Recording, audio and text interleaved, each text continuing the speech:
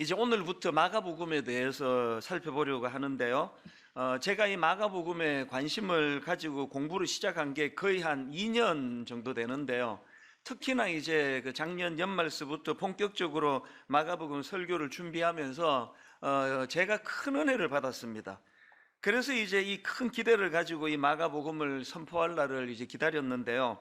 이제 오늘부터 이제 하나하나 이제 참 은혜로 하나님이 인도해 주시리라고 믿습니다.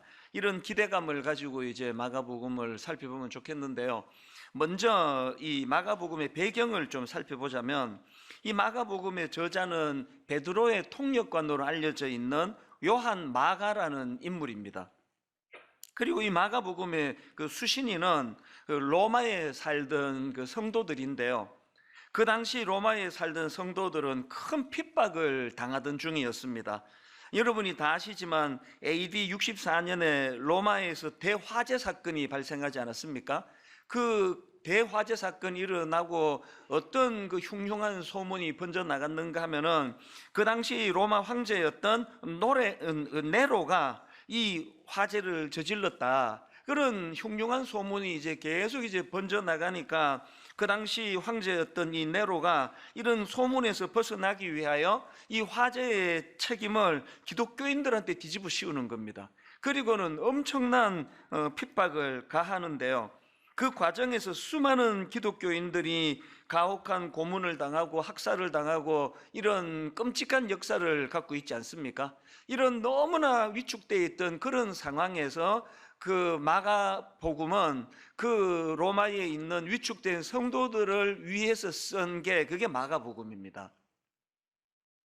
이렇게 절망에 빠져있던 로마의 성도들을 위해서 쓰여진 마가복음인데, 이렇게 말씀을 시작합니다. 마가복음 1장 1절, 하나님의 아들 예수 그리스도의 복음의 시작이라. 여기 나오는 이 복음의 시작이라 할 때 이 시작이라는 단어는 헬라어로 아르케인데요. 이 단어는 이제 그 시간상의 처음 혹은 기원이나 원리상의 처음, 이런 뜻을 가진 단어입니다. 그러니까 이 아르케라는 단어를 조금 더 드러내면서 이제 이거를 그 해석을 하면 이렇게 해석할 수 있습니다. 하나님의 아들 예수 그리스도의 복음 인문이다. 이렇게 그 타이틀로서 이제 로마서 1장 1절이 선포가 되는데요. 그런데 저는 여기 나오는 이 아르케라는 이 단어에 주목을 합니다. 왜 그러냐 하니까, 이 아르케라는 단어는 창세기 1장 1절과 연관이 있는 단어이기 때문에 그렇습니다. 창세기 1장 1절에 태초에 하나님이 천지를 창조하시니라, 여기 나오는 이 태초의 이 부분을 70인역이라는 헬라어 성경에서 아르케로 번역을 하는데요. 마가복음 1장 1절에서 지금 이 아르케라는 단어로 마가복음이 시작되고 있다는 게 제게는 굉장히 흥미로운 한 대목이었습니다. 제가 왜 이 단어에 주목을 하는가 하니까, 창세기 1장에서 태초에, 그래 여기 나오는 아르케, 이 단어를 사용하던 그 당시 상황 정황하고 지금 이제 이 마가복음의 수신자인 로마에 살던 성도들의 상황이 그 비슷한 점이 좀 있는 겁니다. 어떤 점이 비슷한가 하니까, 자, 창세기 1장 1절 2절을 묶어서 한번 읽어드리겠습니다. 태초에 하나님이 천지를 창조하시니라, 땅이 혼돈하고 공허하며 흑암이 깊음 위에 있고 하나님의 영은 수면 위에 운행하시니라. 여기 보면은 하나님께서 온 세상의 시작을 선포하시는 그 선포하던 때의 상황을 혼돈과 공허와 흑암의 상태였다고 그렇게 기록을 하고 있는데요. 지금 대로마 화재 사건의 그 주범이라는 누명을 쓰고 핍박당하고 함께 신앙생활하던 동료들이 죽어나가고 고문을 당하고 하는 이 절망적인 상황이, 이게 딱 혼돈과 공허와 흑암이라는 혼란의 상황 아닙니까? 그러니까 마가가 이 마가복음을 기록하면서 이 복음을 1장 1절에서 선포하는데, 예수 그리스도의 복음의 시작이라고 하는 이 표현 속에 이 아르케라는 이 단어를 가지고 뭘 강조하는 겁니까? 너무나 절망적인 그 상황, 수습이 되지 않는 그 상황이지만 하나님께서는 천지를 창조하실 때의 그 아르케의 복음, 다시 말해서 그 창조 이전에 혼돈과 공허와 흑암을 잠재워 주시던 그 하나님의 능력으로 당신들의 고통을, 이 혼란을 절대 방치하지 않으실 것이다. 당신들이 지금 이 로마 대화재의 주범이라는 억울한 누명을 쓰고 핍박당하는 이 혼란의 상태로 위축되어 있지만 절망하지 마라. 하나님은 그것을 반드시 회복시켜 주실 것이다. 이것이 바로 내가 앞으로 선포하고자 하는 예수 그리스도의 복음의 시작이라는 이 선포의 의미라는 거, 이거를 1장 1절에서 지금 밝히고 있는 거거든요. 제가 왜 이 마가복음 1장 1절을 포함해 가지고 막 마가복음을 선포할 오늘을 그렇게 오래 기다렸겠습니까?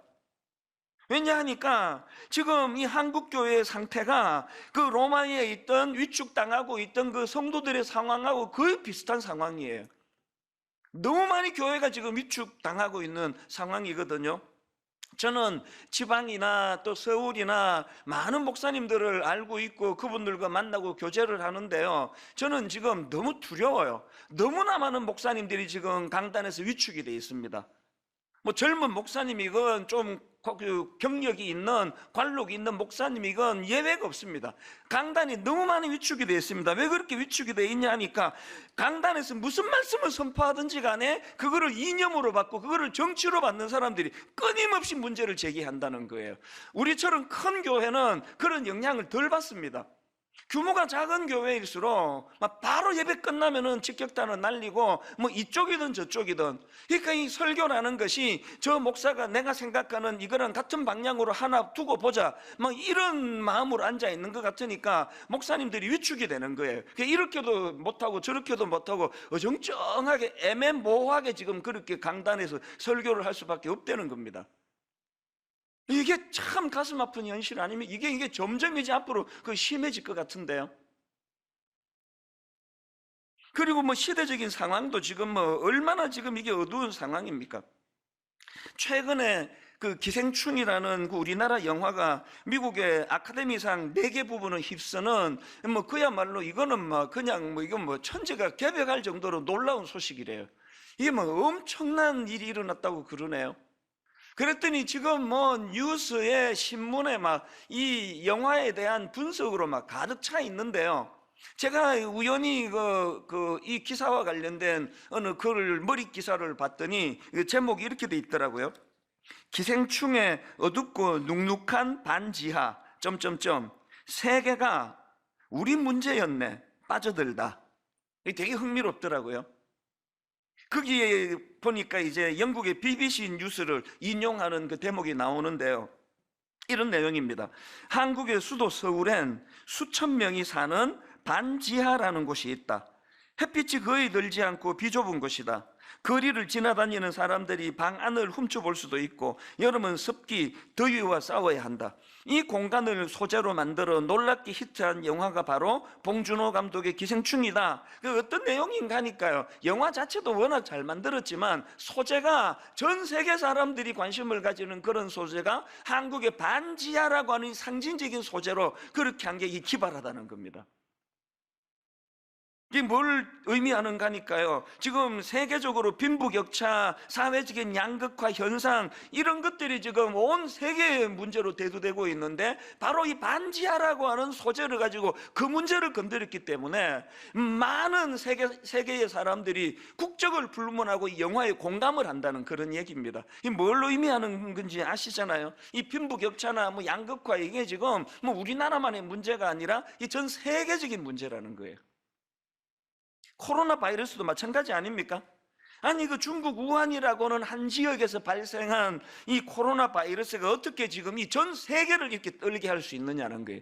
이게 지난주에도 말씀드렸지만 2000년 이전에는 단 한 번도 없던 현상이거든요. 저는 그걸 눈으로 목격한 사람 아닙니까? 2주 전에 LA 공항에서의 그 장면이 잊혀지지가 않아요.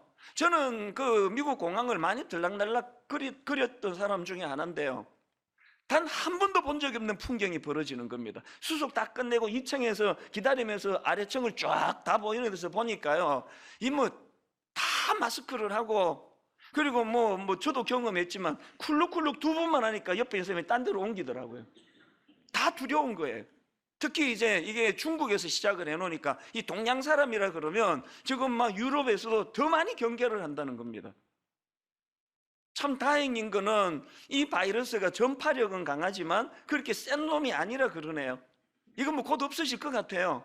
그러나 이거 없어지는 게 이게 무슨 대수입니까? 이제 더 센 놈이 올 텐데요. 막 이 전 세계가 흔들거리는 이런 이 세계적인 어떤 두려움과 공포가 조장이 되는 이런 일들이 이제 앞으로 계속 벌어질 텐데요.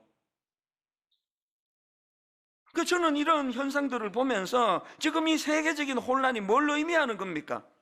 하나님께서 혼돈과 공허와 흑암의 상태를 하나님의 창조 질서로 바꾸어 주셨는데 이 인간의 범죄라는 게 뭡니까? 하나님과의 관계를 깨버린 거예요. 하나님 필요 없다는 거예요. 우리 힘으로 할 수 있다는 겁니다. 그렇게 마음에서 하나님을 다 몰아내버린 이 시대가 막 엄청 막 발전하는 것 같은데 뭐 AI가 어쩌고 뭐 컴퓨터가 어쩌고 무인 뭐 자동차가 어쩌고 막 엄청나게 지금 발전하는데 예전에 듣지도 보지도 못했던 공포와 두려움이 밀려오는 게 이게 또 오늘 우리 시대 아닙니까? 제가 왜 마가복음 1장 1절의 선포를 그렇게 목말라 기다렸겠습니까? 하나님의 아들 예수 그리스도의 복음의 시작이라 이 아르케라고 하는 이 단어를 통하여서 다시 한번 이렇게 흑암과 혼돈과 공허와 같은 이 혼란의 시대를 잠재울 수 있도록 하나님께서 예수 그리스도라고 하는 복음을 주셨다는 거예요. 그분이 복음의 아르케, 재창조의 놀라운 역사를 계획하고 계신다. 이걸 선포해야 된다는 거거든요. 자, 그럼 여기서 중요한 질문이 하나 있는데요. 그럼 마가는 어떻게 이런 확신을 갖게 됐을까요? 아니 지금 로마에 있는 성도들이 이런 극심한 혼란을 겪고 이런 상태를 잠재울 수 있는 유일한 대안이 바로 예수 그리스도의 복음이라는 사실을 마가는 어떻게 알게 됐을까요? 이게 오늘 다루고 싶은 굉장히 중요한 포인트 중에 하나예요. 사실 마가복음을 쓴 마가는요 초대교회 선교사에게 큰 오점을 남긴 사람입니다. 사도행전 13장 13절에 보니까 바울과 및 동행하는 사람들이 바보에서 배 타고 밤빌리아에 있는 버가에 이르니 요한은 그들에게서 떠나 예루살렘으로 가고, 여기 나오는 요한이 그 마가 요한인데요. 이 말씀의 배경이 어떻게 되는가 하면은 지금 마가복음을 쓴 마가가 오래전의 일이에요. 바울과 바나바와 함께 이제 1차 전도 여행을 떠난 겁니다. 근데 이 마가는 그 선교 여행의 어려움을 견디지 못해가지고 여행 도중에 중도 포기하고 예루살렘으로 되돌아가 버렸습니다. 이게 이런 마가의 행동이 초대교회 선교 계획에 큰 지장을 준 것이요. 이후에 바울과 바나바가 2차 선교 여행을 준비할 때 이 마가의 동행 문제로 큰 갈등을 일으킵니다.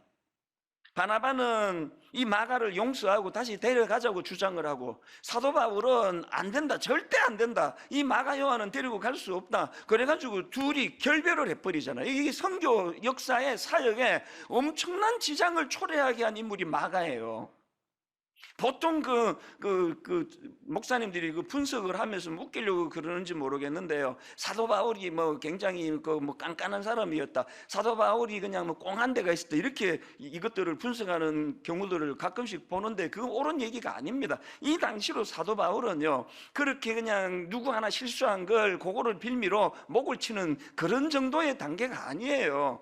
저 같은 이런 어리석은 사람도 그렇게 안 합니다. 우리 부목사 한 사람이 무슨 실수를 했다고 그때부터 다시는 아무데도 안 세우고 데리고도 안 가고 그런 일을 저도 안 하는데요. 그러니까 여기서 지금 사도 바울이 꼬장꼬장하고 깐깐하고 이렇게 분석하면 안 되고요.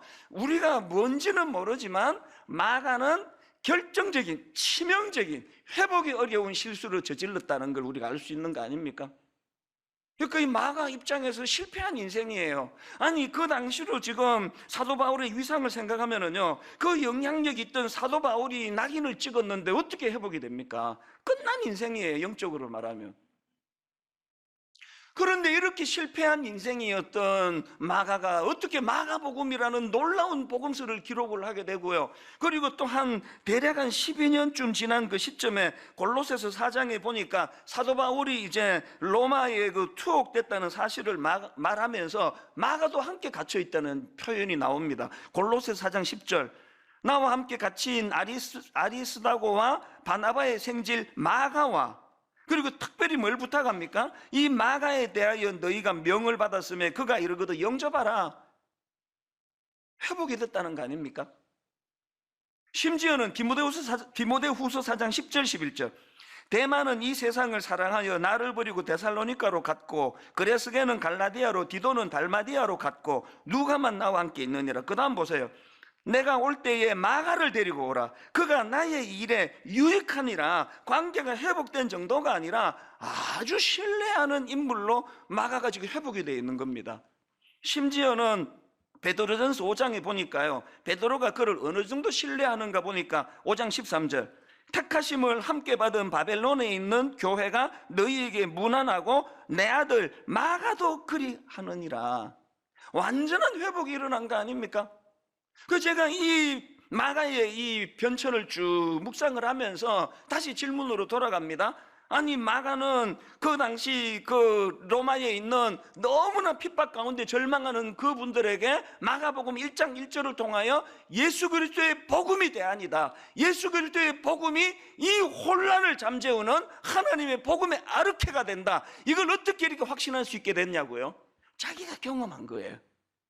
완전히 실패한 인생, 그렇게 존경에 맞지 않는 사도 바울로부터도 그렇게 내침을 당할 수밖에 없는 절망적인 자기가 어떻게 다시 회복이 되어 이런 놀라운 회복의 자리에 설 수 있게 되었는지, 그 과정에서 이 마가가 경험한 복음의 능력, 아르케의 능력, 치유의 능력, 이걸 자기가 경험했으니까 지금 로마에서 들려지는 너무나 가슴 아픈 그런 소식들이 들려지니까 이 마가복음을 쓰지 않으면 안 되는 거예요. 절망하지 말라고, 당신들 이렇게 끝나지 않는다고. 복음은 반드시 이 혼란을 잠재우는 아르케의 능력이 된다는 거. 그래서 1장 1절에서 창세기 1장 1절에 하나님의 창조 과정에서 나왔던 중요한 단어인 아르케라는 단어를 가지고 말씀을 시작하는 거 아닙니까? 제가 왜 오늘 설교 제목을 실패한 인생이 쓰는 승리의 노래라고 정했는지 아시겠죠? 여러분, 이제 저와 함께 마가복음을 이제 뭐 한 1년 이상 함께 공부할 것 같거든요.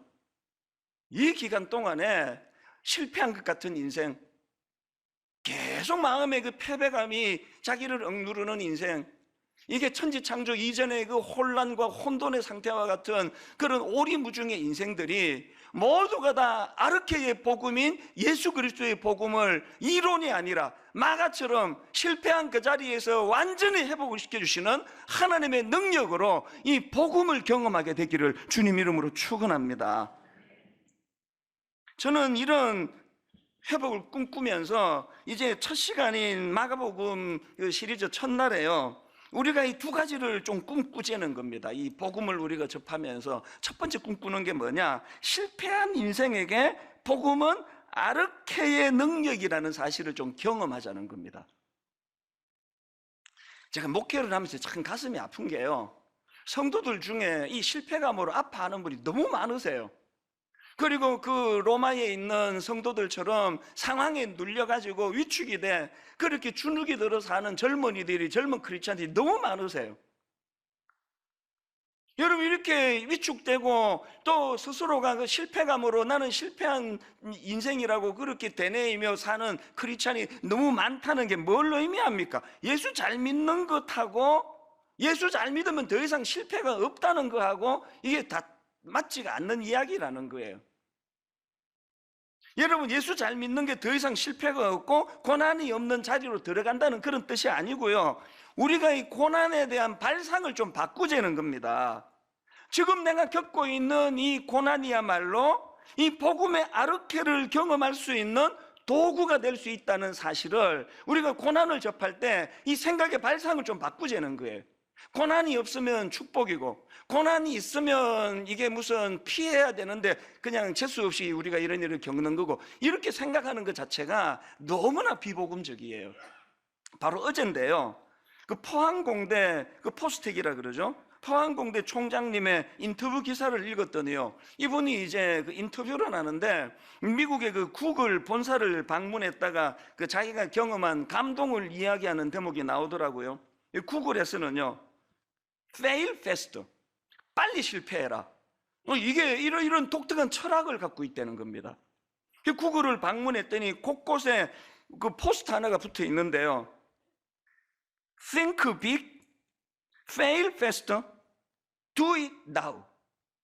이게 그 F 발음이 많아가지고 발음이 되기 힘들어서 화면으로 제가 좀 띄워달라 그랬습니다. 지 헬라어야 뭐야 이러는 분이 계실까봐.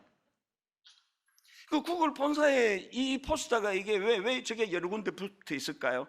Think big, fail faster, do it now. 그러면서 이제 그 총장님 인터뷰 내용을 한번 들어보십시오. 실패를 인정하면 파티를 열어주고 빨리 실패하면 상도 준다더군요. 실패를 경험의 일부로 생각하면 더 담대하게 도전할 수 있다는 게 구글의 생각입니다. 제가 어제 오전에 이 기사를 읽으면서 구글에서 그 실패를 보는 생각의 발상이 다르니까 이런 일이 가능한 거 아닙니까? 실패한 인생은 내쳐야 되는 인생이 아니에요. 영적으로도 우리가 이걸 접목하자는 겁니다. 예수 잘 믿으면 더 이상 실패 없다 이런 이상한 소리 듣지 말고요, 우리가 경험하는 이 실패야말로 복음의 아르케를 경험하는 재료로 쓸 수 있다는 겁니다. 저는 어제 오전에 그 글을 읽으면서 그 옛날에 그 어른들 부르던 찬양이 하나 툭 생각이 나더라고요. 거친 세상에서 실패하거든 그 손 못자국 만져라. 무슨 뜻입니까? 거친 세상에서 우리가 겪을 수밖에 없는 그 실패가 못자국 난 손으로 상징되는 주님의 복음을 의지하는 도구로 만들어야 된다는 그 얘기 아닙니까? 제가 어느 글을 읽다가 보니까요, 그 아름답다, 이 아름답다라는 이 말의 순 우리말에 여러 가지 어원이 있다는 내용의 글을 제가 읽었는데요, 이 아름답다라는 말의 순 우리말의 여러 어원 중에 하나가, 아름답다라는 것은 이 아름다움이에요. 아름다움. 그러니까 이 아름답다는 아름다움이라는 건데요, 이게 무슨 뜻인지를 한번 내용을, 그 글 내용을 한번 들어보십시오. 알아본 사람, 아름을 경험한 사람, 이 알아본 사람, 그러니까 막 병으로 아프고 내가 지금 병을 앓고 있다는 그 아름이에요. 그 알아본 사람, 아름을 경험한 사람에게서 참된 아름다움을 발견할 수 있습니다. 끙끙 앓는 것은 아픔이고 그 아픔은 상처가 되고 상처는 흔적을 남기게 됩니다. 그런데 그 아름의 흔적이 세월이 지나면서 점점 아름다운 추억으로 바뀌어 간다는 것입니다. 아픔밖에 없어 보이는 우리네 인생도 진주조개처럼 아픔과 상처로만 끝나는 것이 아니라 아름다움을 낳게 될 줄 믿습니다. 여러분, 저는 이 글을 읽으면서요, 이거는 반쪽짜리 진리예요. 여러분, 이 아무나 아름이 그게 아름다움을 만드는 것으로 가는 거 아닙니다. 사실은 현실을 보면요, 이 아름이 추함으로 연결되는 거, 아름이 초라함으로 연결되는 게 훨씬 많습니다. 어떻게 모든 아름이 이게 아름다움으로 바뀔 수가 있습니까? 그래서 제가 이런 생각을 하다가 보니까, 여러분, 이 아름이 아름다움으로 성화될 수 있게 하는 그 하나님의 능력, 이 아르케가 우리 중심에 있을 때 가능한 게 아름이 아름다움이 될 수 있다는 겁니다. 그러고 보면은 제가 이 강단에서 하는 간증이 뭐 다 그런 거 아닙니까? 과거에 내가 아팠던 것, 내가 알았던 그 모든 것들이 얼마나 아름다움이 되는지, 이게 뭐 다 간증해 준 내용 아니냐고요. 지금도 아파요. 지금도 앓고 있거든요. 이 시대에 목사로 살아가는 것 자체가 아름이에요. 누가 뭐 괴롭히지 않아도 그냥 사는 게 아름이에요.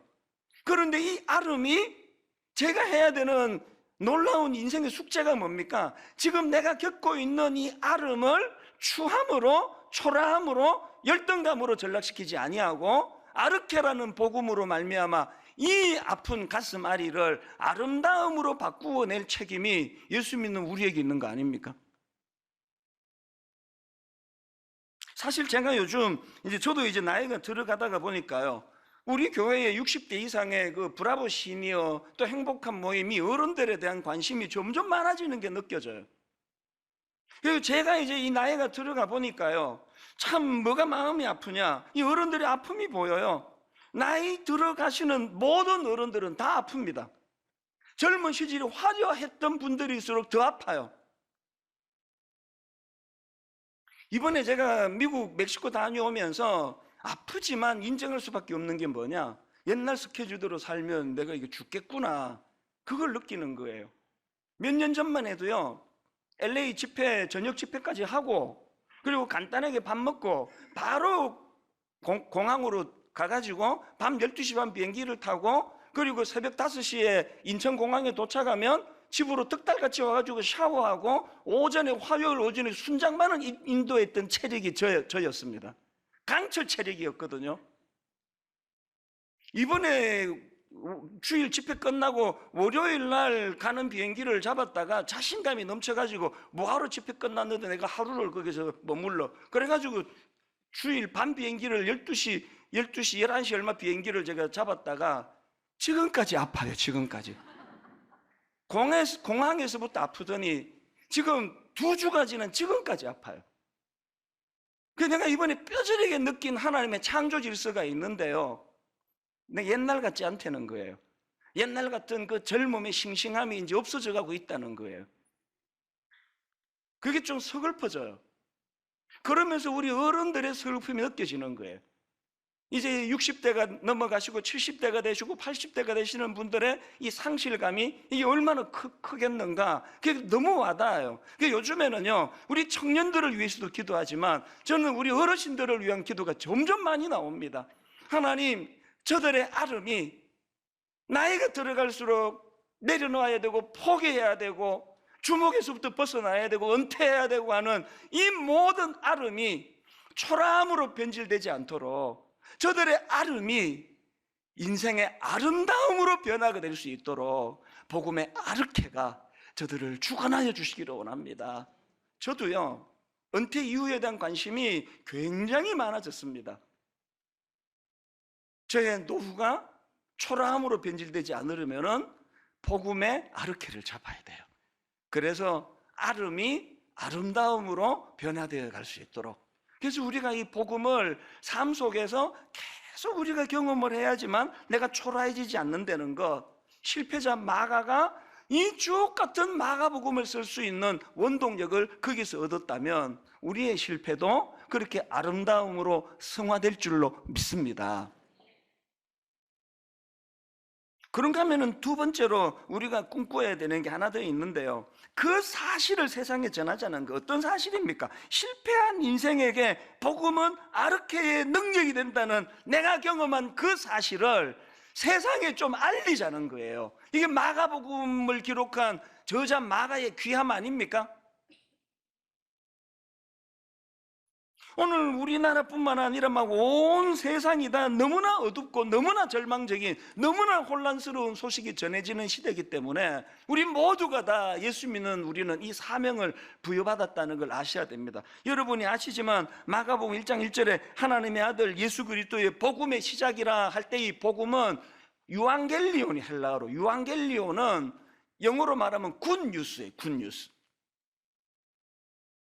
이 유앙겔리온의 단어의 그 유래에 대해서는 제가 설명해 드린 적이 예전에 있는데요, 주전 490년경에 페르시아의 침략을 받아가지고 마라톤 평야에서 전투를 벌이던 이 아테네 군사들은요, 그 당시 절대 열세예요. 이게 이길 수가 없는 그 상황인데 그 아테네 군사들이 목숨을 걸고 싸워가지고 그 전투에서 승리를 거둡니다. 그 당시 아테네 시민들은 이 전투 결과에 막 가슴을 졸이면서 이 결과를 기다리는 거예요. 왜냐하니까 그 당시 전쟁에서 패하면은 그 패한 나라 사람들은 노예로 전락하게 되니까 자기들의 운명이 걸려 있거든요.